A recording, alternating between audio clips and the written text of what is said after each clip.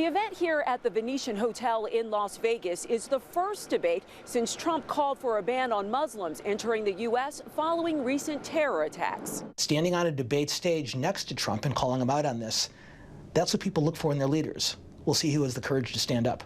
National security and terrorism are expected to be among the main debate topics. The four candidates trailing in the polls will go head-to-head in an earlier forum. Danielle Nottingham, CBS News, Las Vegas.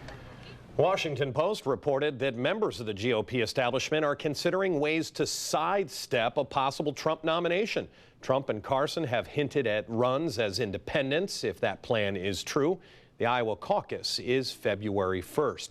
Donald Trump goes into tonight's debate with a national lead, but there are a couple of new challengers. Absolutely. Political analyst and Hiram College professor Dr. Jason Johnson is here now to help break it all down for us. So, Jason, is the Trump campaign starting to get worried at all about Cruz? Oh, no? They're not worried. Donald Trump has nothing to worry about. He's much more charming. He's got more money, and he believes he has better momentum than Ted Cruz. Ted Cruz feels confident. Donald Trump isn't worried. All right. You know, there's a quote that's out there that I like to cite. The quote is, in the absence of true leadership, people will listen to anyone who steps up to the mic. Is that what we're seeing with Trump? And is the GOP truly scared of this man getting the nomination? Well, Dan, you know, I see it both ways. One, there is leadership in the Republican Party. It's just no one likes the leadership. You know, I think Trump has stepped into a vacuum that was created by the fact that people feel disappointed with Reince Priebus. They felt disappointed with most of the leadership that you had in Congress over the last several years. But also there's this. The Republicans in Washington, D.C., I was just there last week, they're terrified. They really think that Donald Trump could destroy their party. They think if he ends up winning this nomination, it is guaranteeing that Hillary Clinton gets elected in 2016, and it could put the GOP back an entire generation. Why would John Kasich still be in it at this point? I mean, we love our governor, but, right. I mean, isn't it time for some of the people who have 0%, 1%, 2% to get out? Or could it be like in years past where someone way in the back of the pack ends up, you know, as the leader?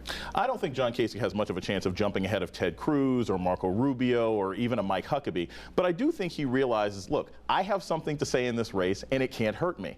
And also, he's the only person who's been willing to take some punches at Donald Trump. And I think that many people in the RNC, they want someone to do that because they know Ted Cruz won't do it and they know Marco Rubio can't.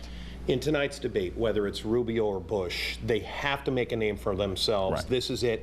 How far out on a limb can they go tonight? We could see some real fireworks for somebody trying to make a name for themselves, but it could backfire. Right. Well, here's the thing. We've got 2 months, and 2 months is a lifetime in politics. We don't know. Who would have thought that the Paris attacks and the San Bernardino attacks would have resulted in Ben Carson dropping almost to nothing at this particular point. So I don't think George Bush or Marco Rubio think that this is their last-ditch effort, but I do think that people like Ted Cruz want to maintain their momentum over these next 2 months. But everyone realizes we still have a lot of time to go and a lot of groundwork to do in Iowa before they have to start sweating. It's not Cruz's style to come out in attack mode. What will we see tonight? And can he make a difference now? Can he stay on top of Trump? Yes, because Ted Cruz has mastered the bear hug.